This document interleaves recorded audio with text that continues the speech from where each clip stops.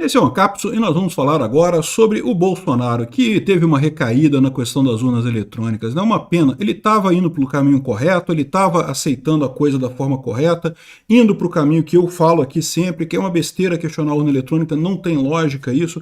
É lógico, pode ser fraudado, pode ser que aconteça alguma fraude, é lógico que pode. Qualquer sistema informático pode ser fraudado, pode ter alguma coisa. A questão é que você precisa ter evidências disso, precisa ter realmente alguma coisa que indique fraude. Não é só, eu perdi a eleição, então eu reclamo fraude, né? Então, ele estava vindo nesse caminho melhor, mas agora parece que voltou atrás tudo. Diz ele que trouxe de volta o inquérito 1361, aí já está o pessoal falando, tá vendo, Peter, você falou que as urnas são invioláveis. Eu nunca falei que urna é inviolável. Eu falei que eu não vi nenhuma evidência de fraude na eleição de 2022, nem na eleição de 2018, nem em nenhuma outra eleição até aqui. Pode ser que na próxima eleição tenha evidência de fraude? Pode ser que tenha. Não existe sistema que seja 100% inviolável. Mas até aqui não há nenhuma evidência de fraude nesse sistema. E aí o pessoal, não, tá vendo que ele provou que tá todo mundo errado, não sei o que lá. Eu acho muito triste isso, tá? Acho que é uma estratégia errada do Bolsonaro. Mais uma vez, essa notícia foi sugerida por Bloqueado pelo Peter no Twitter, Anexo01 e várias outras pessoas. Obrigado aí ao pessoal que sugeriu notícias lá no nosso site, no visãolibertaria.com. E obrigado a você que está assistindo o nosso vídeo. Se você gosta do nosso conteúdo, por favor, deixe o seu like, se inscreva aqui no canal, né? Pois bem, o Bolsonaro diz que tem trechos horripilantes lá no inquérito 1361, que é aquele inquérito da invasão que teria havido no TSE em 2018, né? Então, aqui está a fala dele, eu vou tocar só um trechinho, não vou tocar todo porque tem muita coisa, ele falou pra caramba aqui, vou tocar só um trechinho aqui para vocês. Mas realmente, não é preocupante, é horripilante o que está nesse inquérito. 3 páginas deles apenas. Agora vamos... Ele falou que 3 páginas interessam, que é para o pessoal perguntar para ele, a imprensa fazer lei de acesso à informação e buscar isso daí. Parece que alguns veículos de imprensa já fizeram isso e eu tenho aqui o inquérito, né? O inquérito foi revelado pelo próprio Bolsonaro. Vocês lembram? Lá em 2021, né? O Bolsonaro fez, 2021 ou 2022, eu não me lembro, o Bolsonaro fez já uma live, mostrou esse inquérito e coisa e tal. Então, assim... Esse inquérito chegou a ser publicado na internet e depois o STF pediu, né, decretou sigilo de novo e ordenou a todo mundo para apagar as coisas na internet. Eu acho muito engraçado isso no STF, achando, né, que dá para apagar alguma coisa na internet. Não, ordem a todos os provedores para apagar o inquérito. Cara, você acha fácil. É só procurar o inquérito pelo número dele, você acha fácil aí num monte de lugar. Internet não tem como apagar. Ordenar que apague alguma coisa na internet é uma coisa que ordenar que o sol não levante amanhã cedo, ou que as coisas, que você joga as coisas para cima, eu ordeno que as coisas não caiam. Não existe isso, né? A internet, por definição, uma vez revelado alguma coisa, vai estar registrada em algum canto da internet, sempre possível de ter, né? Chega a ser uma coisa, chega a ser uma inocência do STF essa ideia de que acha dá para esconder as coisas depois que foram para a internet. Mas enfim, o que revelou esse inquérito? O que tem nessa história no final das contas, né? Foi aquele caso que, de novo, não é novo, tá? Tem gente falando aqui, não, que Bolsonaro agora emparedou o STF, agora Bolsonaro provou que as urnas foram fraudadas e coisa e tal, aquele papo todo. Gente, de novo, esse relatório aqui já foi feito, já foi falado lá atrás. 2021 já se discutiu isso, eu já fiz vídeo sobre isso lá naquela época.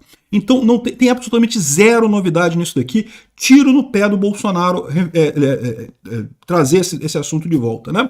Mas então eu vou explicar para vocês aqui por que isso daqui não é indício de fraude na eleição. Sim, houve invasão no TSE, é verdade, tá lá, pelo que está registrado no inquérito aqui, houve sim a invasão lá, o cara conseguiu extrair informações, mas um ponto sensível que ele próprio fala que na época da eleição o acesso externo ao TSE foi desligado, o que acontece mesmo nas eleições, e aí ele fala assim, não, isso para justificar, para dizer que não tem acesso às urnas e coisa e tal, mas que eu poderia, em tese, alterar alguma coisa antes e fazer não sei o que lá e coisa e tal, só que ele esquece que tem todo o processo de verificação desses códigos, né? Tem toda a publicidade do código, tem todo o teste desses códigos, então, e não tem nenhuma inconsistência entre boletins de urna e totalização, então não quer dizer nada o que ele fez aqui. Mas os pontos que ele fala, especificamente aqui, isso aqui é um inquérito, tá? De novo, tá na internet, é só procurar na internet, todo mundo tem isso daqui, né? Olha só, instaurar inquérito policial para apurar possível ocorrência do delito previsto no artigo 154-A, parágrafo 3º do Código Penal. O que é isso? Aqui, artigo 154-A. invadir dispositivo informático de uso alheio, conectado ou não à rede de computadores, com o fim de obter, adulterar, destruir dados ou informações sem autorização expressa ou tácita do usuário do dispositivo, ou instalar vulnerabilidades para obter vantagem ilícita. Parágrafo 3º. Se da invasão resultar a obtenção de conteúdo de comunicações eletrônicas privadas, segredos comerciais ou industriais, informações sigilosas assim definidas em lei, ou controle remoto não autorizado do dispositivo invadido, a pena é maior, né? Normalmente a pena é de 1 a 4 anos, aqui a pena é de 2 a 5 anos. Então este é o crime que estava sendo imputado, né? O que aconteceu? Em 2018, uma pessoa conseguiu uma credencial de acesso externo ao TSE, né, a rede do TSE. E entrou lá e fez um monte de coisa e ficou meses ali no TSE, inclusive durante as eleições de 2018. No final, depois das eleições, essa pessoa mandou informações para o Felipe Paião. O Felipe Paião é um jornalista muito conhecido dessa área de segurança da informação, um especialista muito conhecido, né? Tá aqui, ó. Isso aqui foi o aviso, foi o e-mail que o Felipe Paião mandou para o TSE, falando, olha só, me mandaram esse material aqui dizendo que o cara tinha invadido a rede do TSE. É verdade isso? Faz sentido isso daqui? E daí, aqui, ó. Recebemos alguns documentos e imagens de uma suposta invasão ao sistema GEDAI e outras informações sigilosas referentes a processos do TSE. Antes de uma provável publicação, gostaríamos de compartilhar o material com vocês. Esse seria o melhor canal. Ou seja, ele entrou em contato com o TSE para, né, falar com isso. E aí, depois ele tem uma outra parte aqui que ele coloca aqui, ó. Vocês teriam como nos enviar um posicionamento ainda hoje. Esqueci de incluir o texto que acompanha os documentos, explicando como foi realizada a suposta invasão ao sistema GEDAI e intranet do TSE, né?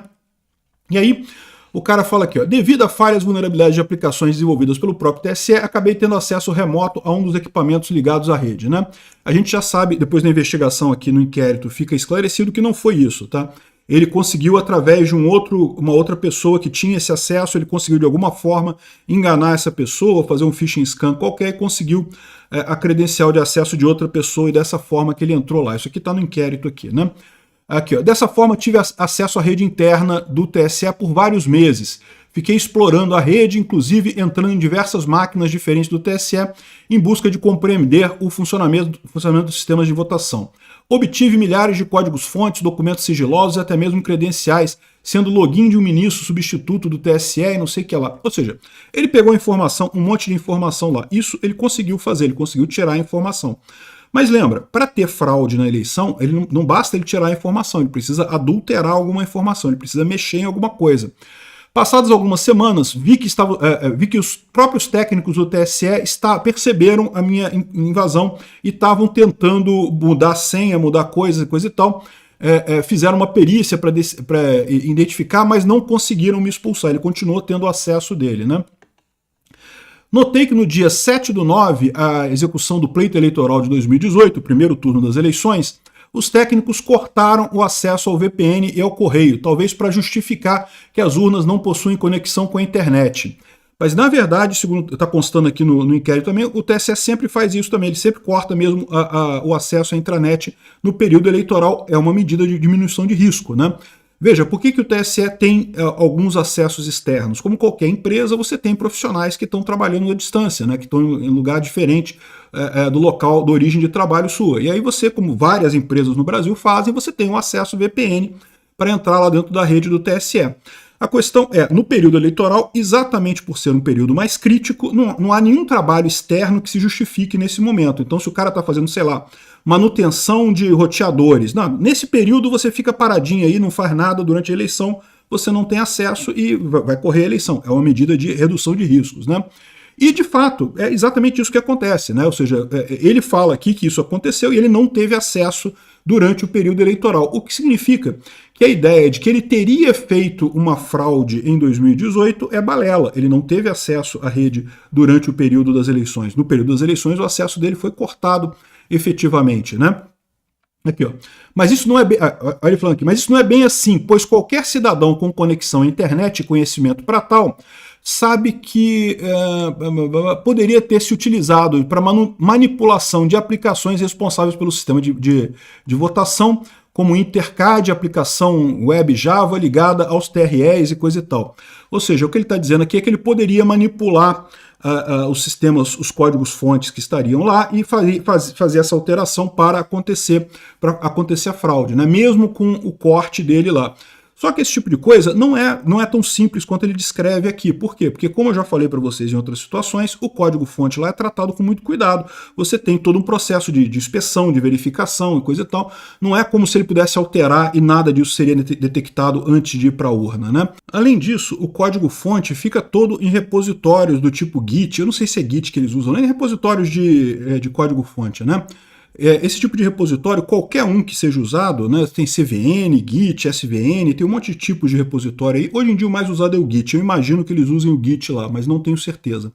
O fato é que toda vez que o código é alterado, fica registrado quem foi a pessoa que fez a alteração. Então, se ele fizesse alguma coisa desse sentido, primeiro que o pessoal não iria compilar esse código, porque ia ver claramente lá na lista que tinha uma pessoa que não é da equipe de programação, que alterou o código-fonte ali. E segundo, que ele ia se apontar, ia ficar claro para todo mundo quem era a pessoa que estava invadindo. Então, ele não tinha como alterar o código-fonte lá para fazer nenhuma coisa, né? Outra coisa que ele dá a entender aqui é que ele poderia adulterar o próprio mecanismo de totalização, ou seja, no momento que os votos saem das urnas eletrônicas e totalizam no TRE e no TSE. E isso também é impossível, como eu já expliquei para vocês. Por que é impossível? Porque o boletim de urna já dá o resultado final. Se você quiser, você faz a totalização você mesmo. É só você pegar os boletins de urna de cada sessão eleitoral, fazer a soma na sua mão e você vai ter o resultado que está lá no site do TSE. Então, não tem como você fazer fraude na totalização. A totalização não tem como ser fraudada dessa forma, né? Ou seja, a totalização não tem também como dar problema no final das contas por causa disso que eu te falei. Então, o resultado aqui é o mesmo. Existe alguma coisa nesse relatório? Não tem nada. Foi uma coisa séria? Foi. Invasão no TSE é uma coisa séria. Foi tratado seriamente. Foi investigado, foi identificado o que aconteceu. E nessa história toda, eles, inclusive, acho que prenderam o cara no final, né? Descobriram que era o cara lá, enfim, fizeram a situação toda. A questão toda é que o Bolsonaro está colocando isso como se isso significasse que teve um golpe, que foi isso daí, que pode ter tido golpe nas redes. E não faz sentido isso daí, né? Aqui, ó, eles falam aqui também que no dia 20 de abril de 2018 foi detectado pela equipe do Tribunal Regional de Pernambuco acesso indevido ao seu servidor de banco de dados com acesso oriundo da máquina do TRE do Rio Grande do Norte, né? Verificou-se que houve o comprometimento do servidor web do Tribunal Regional do Rio Grande do Norte, a partir do qual começou a realizar vários ataques regionais e coisa e tal, e daí houve relatos sobre escaneamentos e tentativas. Isso aqui que ele está falando é justamente aquele ataque inicial que ele falou. Depois que ele entrou na rede do TSE, ele começou a fazer ataques internos, e o pessoal percebeu que tinha ataques internos e estavam buscando esse cara. Ou seja, isso aqui foi percebido, foi identificado, foi corrigido, não teve problema nenhum, e nada tem a ver com a eleição propriamente dita. Aí o pessoal está falando, mas isso daí então quer dizer que a urna não é inviolável. Não, mas nenhum dispositivo eletrônico é inviolável, sempre pode ser violado. A questão é que você não pode partir disso para dizer, então não serve nada, então teve golpe, então está tudo errado, não sei o que lá. Não, não é. Tem que ter evidência de fraude, tem que ter evidência de que realmente tem alguma coisa errada. Olha o caso do Maduro lá, como é que ficou claro que tinha coisa errada, porque o Maduro não revelou os boletins de urna. Se você somar os boletins de urna, você obtém o resultado final. O Maduro não pôde liberar esse boletim de urna, porque justamente ia evidenciar que ele perdeu a eleição no final das contas. Então essa é a questão. Aqui, ó. Aí estavam falando aqui, o próprio Bolsonaro falou isso, né, que o inquérito foi aberto pela Rosa Weber com a suspeita de que tinham roubado as eleições para o Bolsonaro, ou seja, eles abriram esse negócio achando que o hacker tinha roubado as eleições para o Bolsonaro, mas na verdade não procede também, tá? Porque, como eu falei para vocês, evidentemente que eles tinham que investigar isso daqui, independente de quem roubo para quem que fosse, não tem nada no inquérito que diga que eles achavam que era para o Bolsonaro que tinha sido roubado. E, além disso, teriam que abrir esse inquérito de qualquer forma. É uma investigação séria, é um negócio sério que aconteceu ali, né? Enfim, no entanto, assim que começaram as investigações, descobriu-se que foi a chapa Haddad e Manuela que tentou manipular o pleito. Não, é falso.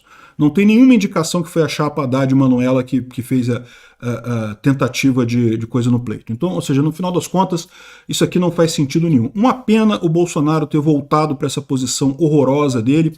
Já falei que só atrapalha o próprio Bolsonaro, só atrapalha a direita. Espero que ele se cure desse problema rápido. Obrigado por assistir o vídeo até o final. Além de curtir, compartilhar e se inscrever no canal, considere se tornar patrocinador com valores a partir de R$ 1,99. Clique no botão Seja Membro abaixo para saber as condições e vantagens de patrocinar o canal. Mais informações sobre o nosso projeto, visite nossos sites indicados na tela.